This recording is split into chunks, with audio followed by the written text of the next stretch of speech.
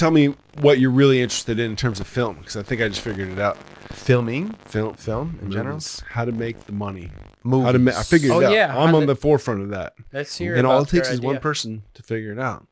And then then it they becomes- succeed for themselves. I mean, like, the real cool thing is that the people that are really succeeding in movies are plentiful. There's lots of people that are successful filmmakers. That's why we're out here doing it. It just sounds so lofty that I think most people get disconnected from the concept very quickly. But it's actually very complicated.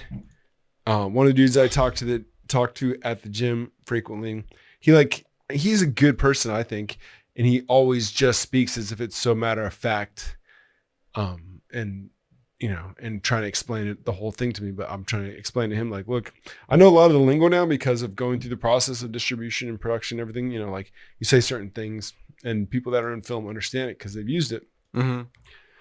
So I can relate with him in that sense because we have the same lexicon, but he knows things that I don't and treats them as matter of fact. So it's hard because I'm like, okay, explain that to me. What does that mean? How do you get that thing? And so far what I've gotten is he is now waiting on me to give him a clear plan, because he's like, okay, well, where's the script? And then we were talking about casting today, which is kind of fun because, like, it's what Ethan and I do. You're in public, you're talking about known actors, and it's just fun because he's like, you're not going to get Tom Holland, bro. He's like, Tom Holland's booked 5 years out. He's like, you're not going to get, what's the guy from Elvis? And I didn't say his name, but I knew, I was like, he's booked 5 years out. He's like, they're going to make you a star. He's like, he's going to be going from one set to the next. Like, it's just cool because it's like, this is what I wanted to do, be in this industry. So he's very knowledgeable. But the idea is, to try to make it practical, you have to start envisioning all that, right? What's the budget? Who are you going to cast? All that stuff. There's a lot to learn. There's a lot of It's details. such a deep field. But something cool is the level that I want to exist on is owning the intellectual property, which is very rare. And people that do they stay unknown for a long time, but then they become super big because, like, Kendrick Lamar and his whole group of people became big because they were owned by a company that was sort of like Death Row Records was to Dre and all them. It was like this group of guys that were like, look, we're going to own the company. We understand that the business aspect of it is what protects our interests in terms of fame and productivity and output and revenue. So, like, okay, we'll make Death Row Records, and then Dre made his label. And so that's like, they teamed up with Interscope, yada, yada. The point is I know that Time to Kill Productions has to be the thing that owns the property, because if it's going to be successful at all, that is such a huge leg up versus working your way for somebody else who owns your shit. Like, you can be a creative for somebody who, this is just what I've learned. You can be a creative, and this is what this guy is essentially. And don't get me wrong, he's talking about bankrolling multi-million-dollar projects right now. He's doing one with Mel Gibson, and he was talking about another one with Tyrese, and he's done it. Like, you can look at his credits on IMDb. He's on the Revenant as second AD, and he's talked about a bunch of cool shit. Nice. But he's working out this at guy's your neighbor, or is your 24 hour? we work out at 24 together, and he's always got like a circle of dudes. He always corrects my form, and he's helped good quite to a have bit. circle of dudes. He's got a circle of dudes, bro. He does, dude. They're always always like, coming near him. they're all just training asking him with advice. Don't you feel like, what is your So opinion? he's broken it down for me, That's cool. really? I like that. and he's and that combined with what I've learned working with Ethan, it's like, it's really, because his mindset is like, you're gonna give up points, you're gonna give up IP percentage of ownership if you make it with big boys, because everyone's gonna take a piece of it to make it real. And I thought, like, right, for sure. But on the Ethan side of things, Ethan's not a creative. He's a producer in the sense of he knows how to, I figured why he is this way, but it's really fascinating. He's a giver of his time. So he'll like have long form communications. He'll do basically what we're doing today, for hours upon end. And then for the people that he cares about, he'll like make time to talk. And that allows for some great relationships that form, which is why people in business say it's all about relationships. It's like, what that really means is you need somebody in your group that's going to be willing to give of their time to just bullshit and make that person feel like a person. Because what's the point of all the success if you don't feel accepted and seen, right? So this is my theory. Yeah. Anyways, he and I have learned that to own the intellectual property is crucial, because right now we own 100% of the unknowns. We own 100% of Honor Guard. Right. And though Honor Guard isn't making any money right now, the unknowns is. And that is all going straight into the company. So that's cool, because I can stack that. And it's like, I know that if I sell this next thing, we need to have an independent investor so we can get the bankroll. The cool thing that this dude explained to me at the gym was, about how to get the money up front for production. Mm. And I was like, okay, he had explained it all to me before, and I compared it with my business affairs manager. Then I was like, okay, well, what about these things make sense? And he was like, I haven't heard of that term. I haven't heard of that. And then he gave me back his list. So I was like, okay, he says there's this list. This is the guy at the gym that if you can get an actor attached to a script, a distribution company will give you an MG, which is a minimum guarantee.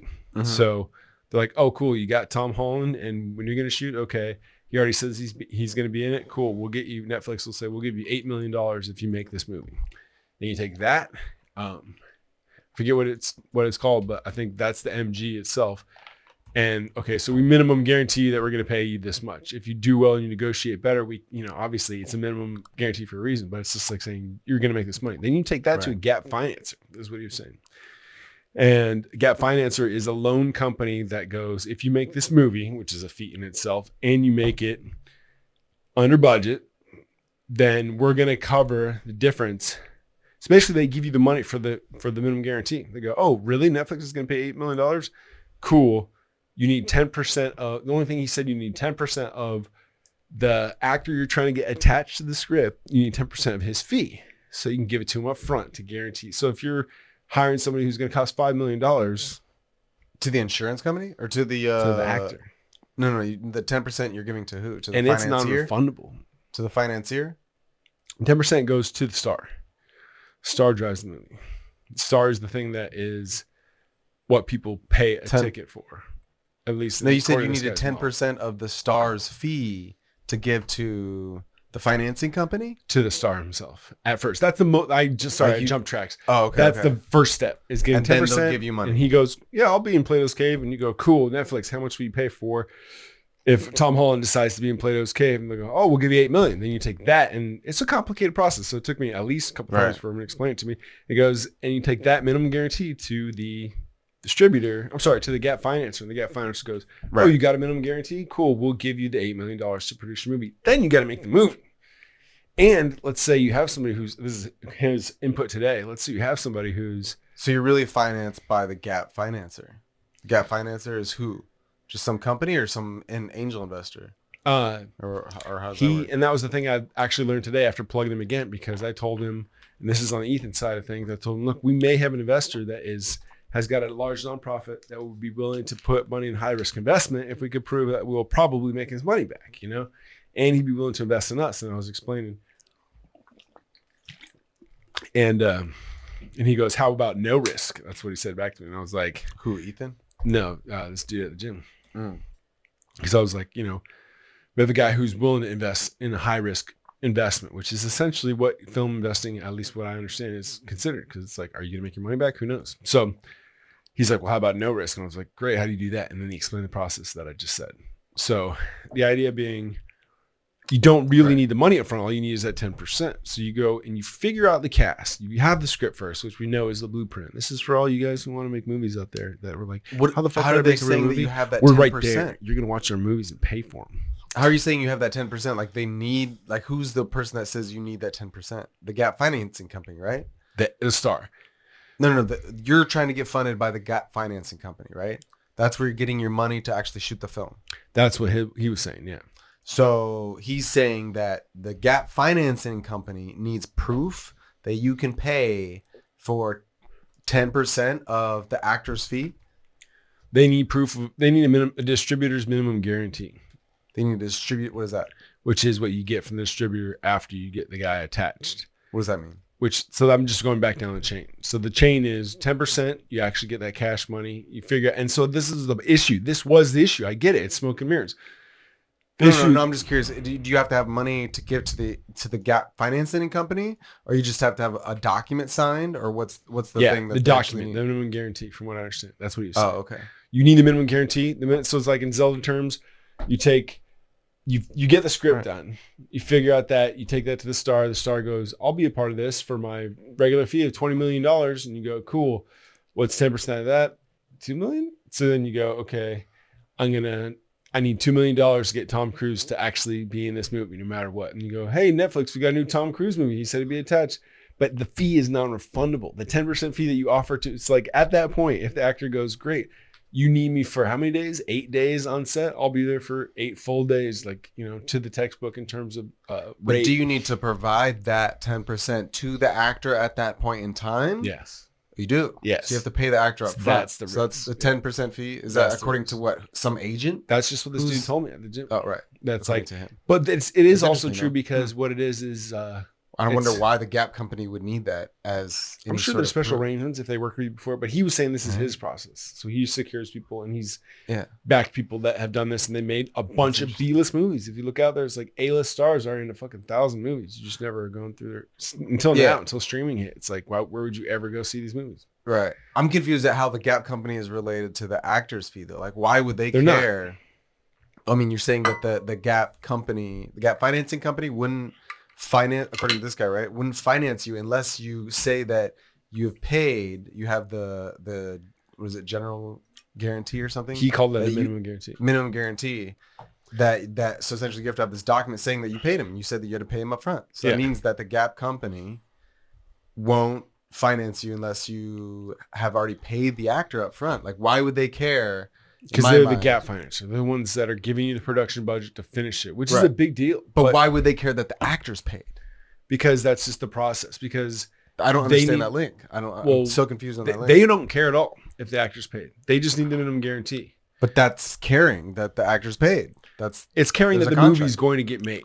They're only going to give you the budget if they can that's- guarantee you distribution, which means guaranteed revenue, which So means for them- guaranteed production. okay. So they're according- looking at your thing and they're going, "Do you have production?" And they go, "Great. Have you secured your talent?" And they go, "Yes, Tom Cruise is going to be involved."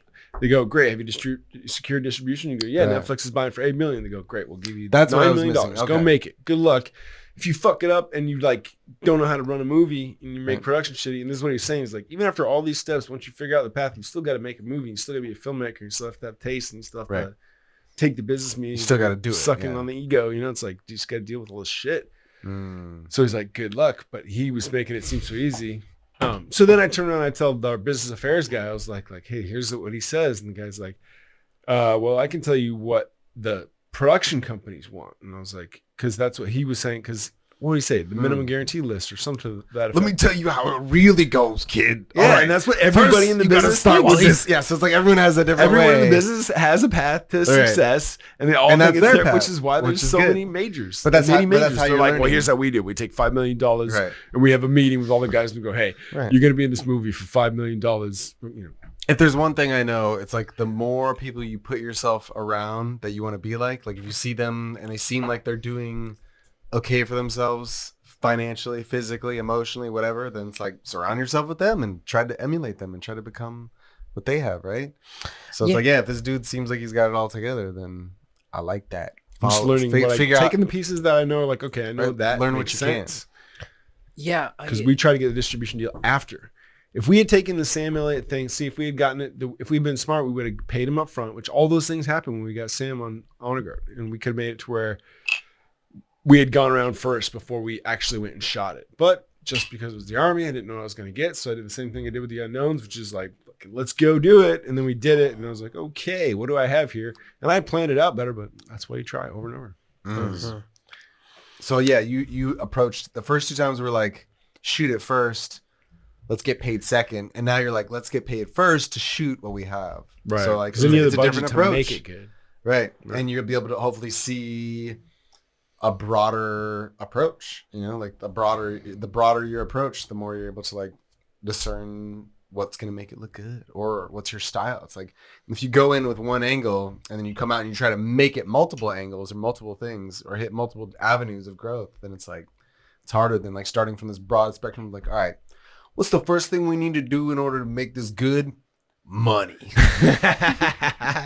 And then bitches. But it's not- And then little tiny kitty cats. And then guns and Keanu Reeves. It's so wild because there's so many layers to it, but yeah, that's definitely what I learned on Honor Guard, which is like, you can do anything that you plan well enough, for sure. And the more you do, the more people will give you credit for that past choice and give you open lanes to continue. But they're like in filmmaking, man, cameras. That's what I learned this last time around, was like having the right camera and having the right plan for the shots. And you know, this matters so much in terms of getting that. And you know, you've worked probably more camera stuff than me too, in terms of the the Steadicam, but like understanding exactly what you want, the lenses you need, and what you're going for emotionally by creating the different depth of field. Yeah. And everything. It's just incredible. Cinematography is such an art. It's like, so you can get the story wrapped up with the cinematography to the acting to the, it really is an art to distribute and actually produce all this stuff and get it out there to the world. So I almost feel like it's the hardest art because it incorporates so many arts. You know, it's like there's music involved, there's